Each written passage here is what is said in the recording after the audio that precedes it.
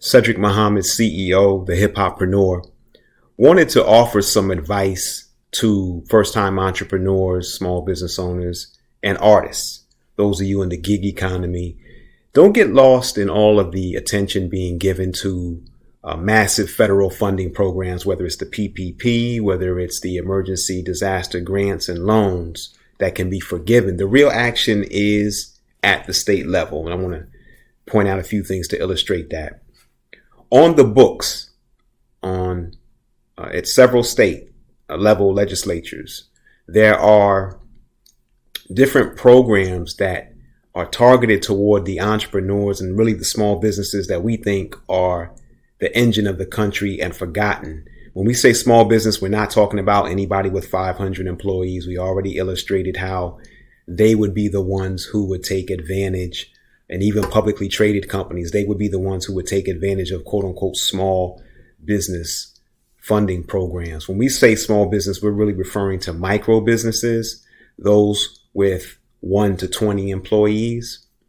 Now, let's look at actual programs that we think are great because they target that micro business. So on the books, the San Francisco Small Business Resiliency Program, targeted toward businesses with 1 to 5 employees. They can apply for $10,000 for employee salaries and rent if they can demonstrate a loss of at least 25% in revenue. That should not be hard to do, unfortunately.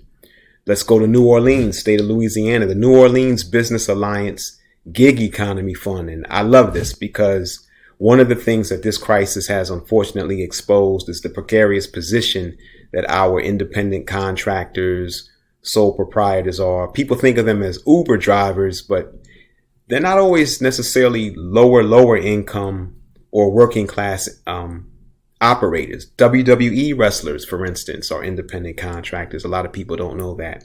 So the New Orleans Business Alliance is providing from $500 to $1,000 to musicians and drivers and other gig workers affected by the COVID-19 crisis. Applicants must be a New Orleans parish resident.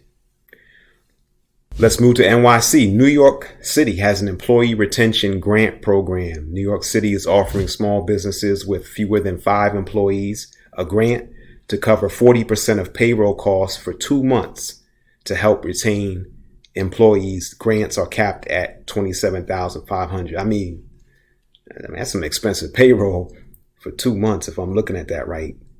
$27,500, representing 40% of payroll for just 2 months. But hey, that is the reality sometimes in a big city, big market like New York.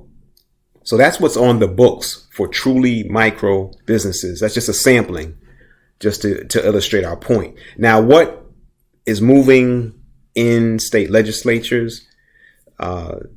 And this is important to keep an eye on because with state legislatures adjourning, some of these bills are going to have to be brought back and reworked or repurposed. But Arizona, SB1630, Arizona State Bill 1630, the Micro Business Revolving Loan Fund Program was to be established. It was a bill introduced February 5th, 2020 by State Senator Tony Navarrete or Otonio Navarrete. They call him Tony. But I like what he was working on. The fund would be used to provide low interest loans to community financial institutions for funding micro businesses in the state. So the money would go to what they call a CDFI. They would be the intermediary, the in-between, who would then distribute it to the small business, the micro business. These loans would be in the amount of up to $25,000. And keep in mind that these funds, again, are going through the CDFI, who would then make a loan to the micro business.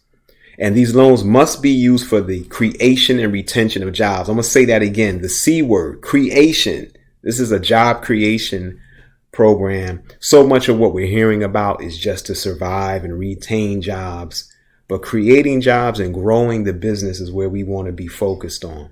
And that money can be used for working capital, acquiring machinery and equipment, property or improvements, refinancing debt obligations, and for acquiring or improving real property or both. And I love this definition. According to Arizona SB1630, micro business is defined as one that's a business that is a resident in the state, has to be located in Arizona, and independently owned and operated that employs 5 or fewer people. So again, no game playing. Most of what we looked at the state level had a threshold of 50 employees and lower.